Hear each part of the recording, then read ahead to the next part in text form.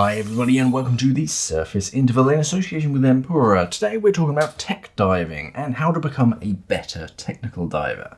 So tech diver and technical diving are kind of vague terms that can describe a whole range of different things.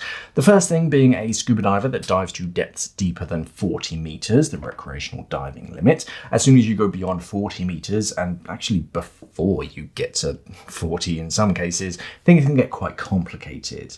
But tech diving can also describe longer dives, diving longer than just the capacity of a single 12-litre tank. So if you're diving extended periods or diving in overhead environments as well.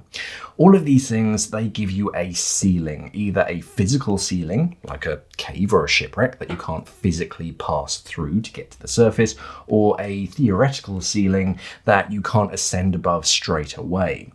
For most recreational dives, as long as you don't just bolt up to the surface as quick as you can always just swim up to the surface at a sensible pace and you should be fine. But on a technical dive, you have to wait. You can't just swim up to the surface. That doesn't mean that technical divers are necessarily better divers though. So what does make a tech diver better? Or how can you make a tech diver better? Obviously, recreational divers can do some of these things to make themselves better, but let's look at how to be the best tech diver.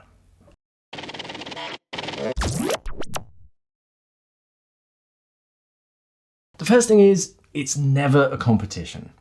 If you're bragging about your record diving depth, you've been down to so deep and oh, how amazing it is, that's not great, because whilst it might massage your ego for a moment or two, it actually could encourage the other diver to push themselves beyond their safe limits trying to outdo you, and they can end up hurting themselves and even others. A lot of great tech divers aren't fans of the grandeur and fanfare over breaking like cave penetration records or maximum depth limits, because it basically invites others to try and beat it, which can be dangerous. You also need to be humble enough in yourself to tell yourself and others no before or even during a dive. Limits have been very carefully assessed and created and set after thousands and thousands of dives and even diving incidents assessed. You are personally responsible for knowing your own limits and sticking to those, not going beyond them. If there's something beyond your training on your dive, it's your responsibility to see that limit and then stop there instead of going beyond it. Take it slowly as well. A humble, good tech diver will spend time just diving at their own training level to build their foundation, and then you can go and study on your next course. Don't stack them all up one after the other, just boom, boom, boom, course. You actually have to just go diving for a bit and then sign up for another course.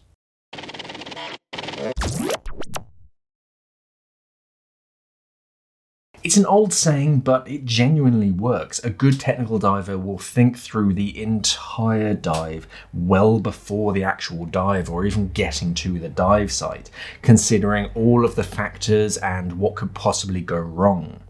Once they've planned the dive, they work out their contingencies, what to do when this goes wrong. Do I need to bring any extra or specialist equipment with me should that go wrong? And then you work on to the next problem that might occur. Once they construct the perfect dive plan, considering all of the contingencies, they write it all down and then they visualize it in their mind so they're ready, and they also almost have that muscle memory already in place. Once the plan is set, they dive that exact plan. Diving at recreational levels with a modern dive computer is actually incredibly easy. You can swim up, you can go down, you can kind of do whatever you want as long as you do what your computer tells you to do. You should be okay. But diving beyond those recreational limits, closer to the actual limits, you're getting closer to dangerous levels, which if you do something wrong, do something frivolous, it could get you hurt. So a good technical diver will dive the exact plan and stick to it, unless of course something bad happens, but in that case they just switch from that plan to their contingency plan. It's all planned out and they always dive to the exact plan.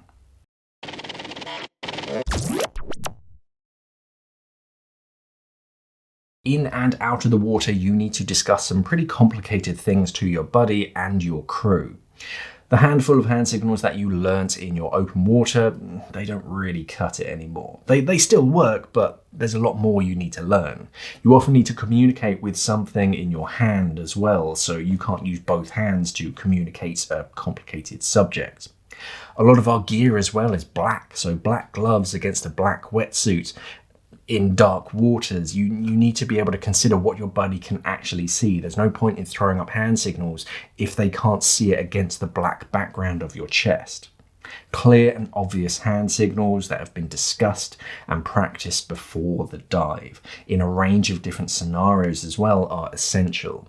So signals with torches and using torch beams instead of just hand signals. Signals if there's zero visibility, if that's likely on the dive. Your whole team needs to be able to understand each signal and the correct response so there are no mixed signals and everybody is on the exact same page no matter what happens.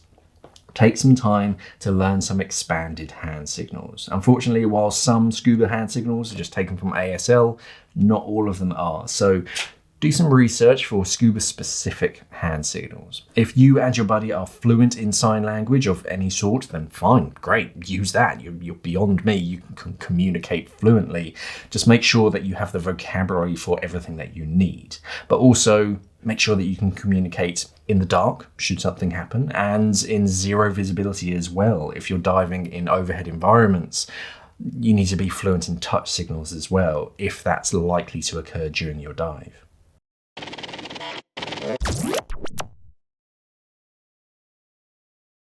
Good technical divers need to be able to complete the entire dive alone by themselves, just in case the worst should happen.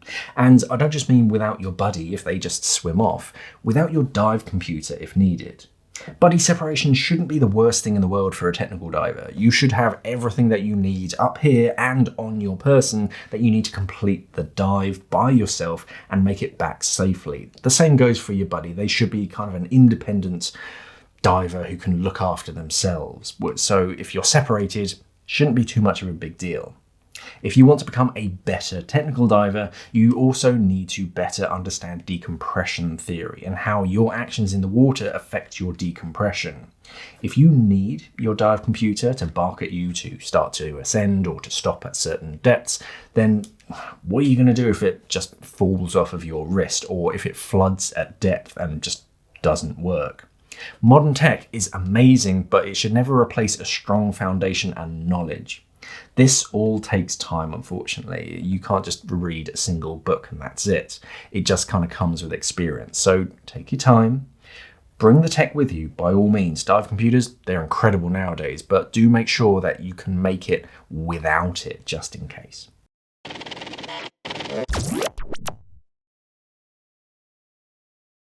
The first checklist that most divers experience is usually BWRAF, whether you begin with review and friends or burger with relish and fries or whatever you use that acronym for.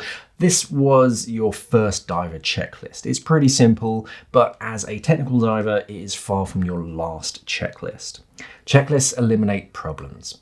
I don't care how experienced you are, how many dives you've done, there's no excuse for skipping a checklist because can you honestly say to yourself that you have never forgotten something or overlooked something ever? Why do you think that you wait so long at the start of a flight, just kind of sat there in your seat, just getting hot and uncomfortable? The pilots and the crew, they've done this 1,000 times, but they are running through checklists, making sure that everything is working properly. The same should go for diving. Rebreathers, they often come with their own checklists, printed out by the manufacturer that list everything that you should complete and check before you begin the dive. And in a lot of cases, they're printed out on proper slates and everything.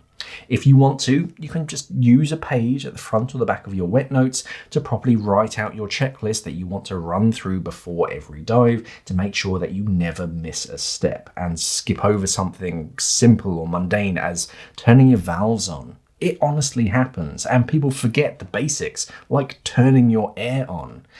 That's a lot harder to forget when you're running through a proper checklist. So there are a few ways that you can become a better tech diver, but what tips do you have for budding tech divers wanting to improve themselves? Let us know down in the comments below. Thank you for watching, everybody, and of course, safe diving.